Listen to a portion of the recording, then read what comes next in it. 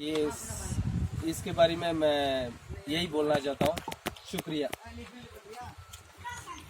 सामने கேப் மேலே மறையுதுண்ணே.